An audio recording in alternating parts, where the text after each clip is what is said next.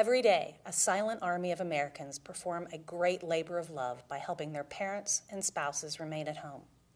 In West Virginia, family caregivers help their loved ones live independently at home as opposed to costly nursing homes, often paid for by the state taxpayer through Medicaid. Today, nearly 300,000 family caregivers in West Virginia help an adult loved one carry out daily activities, such as bathing, dressing, preparing meals, administering medications, driving to doctor visits, and paying bills. In 2013, West Virginia's unpaid family caregivers provided 263 million hours of care, worth an estimated $3 billion to their parents, spouses, partners, and other adult loved ones. Across the country, the value of this unpaid care is greater than the annual cost of Medicaid for institutional stays like nursing homes and services to help people remain at home. What changes will you make to state funding of services to help more older West Virginians live independently at home, specifically long-term services and supports? We need to look at all the programs that we provide, and we need to double down. We need to get behind those programs that are working, those programs that have measurable success. Too many times in state government, we fund programs that seem like a good program, but as long as they're just checking the boxes off, having the amount of meetings they're supposed to have, we never seem to measure the results. So the first thing I want to do is bring a common sense approach to these programs, and where we're delivering, we need to double down. And where we're not, we need to cut back the government bureaucracy, the state take out of this, and better invest our taxpayers' dollars. The aged and disabled waiver, we need to look at carefully. We need to make sure that we fund that. Listen, I just went through, I lost my mother to cancer a few months ago. And it was a tough process. Our family kicked in.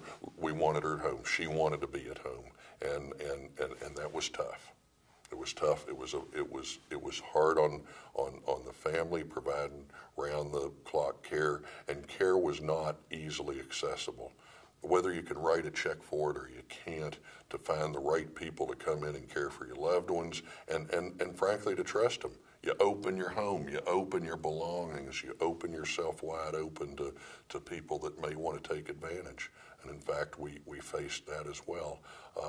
There's not an easy answer, excuse me, but we have to come up with the solutions.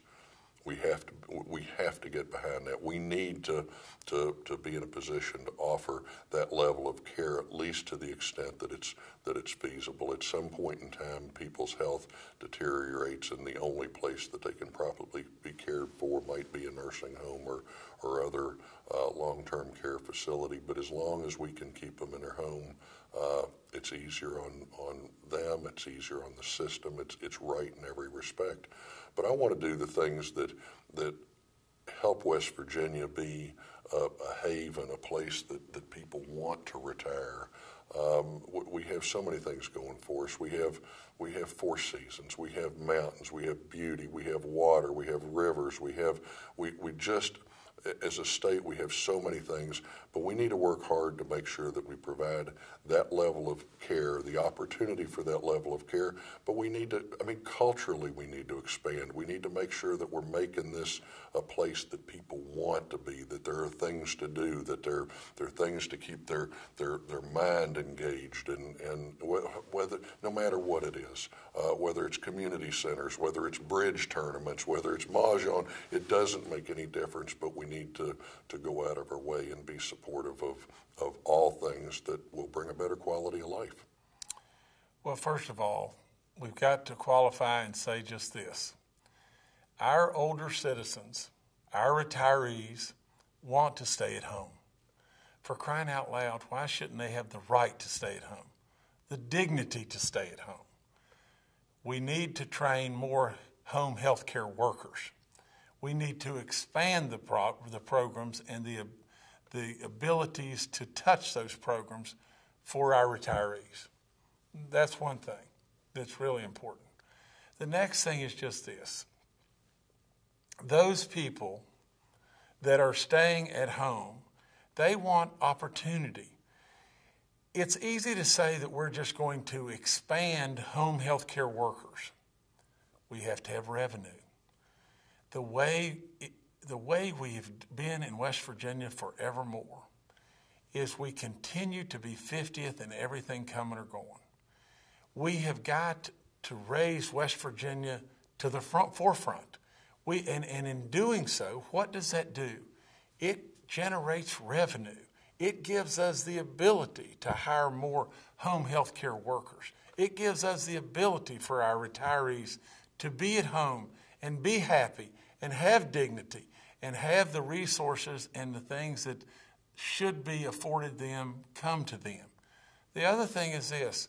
We need to be able to develop more senior housing that's at affordable rates, but it cannot be done if we don't grow our state's revenue.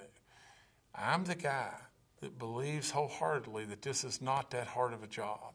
I'm the guy that believes that our state is great and has greatness in every way and can absolutely knock it out of the park in job opportunity that will provide us revenue, that will provide goodness to our retirees. We're proud of our work to help voters be informed on where the candidates stand on the issues. And there's no better way to do that than by hearing candidates speak directly to voters. Find more information and connect with AARP West Virginia anytime at aarp.org/WV.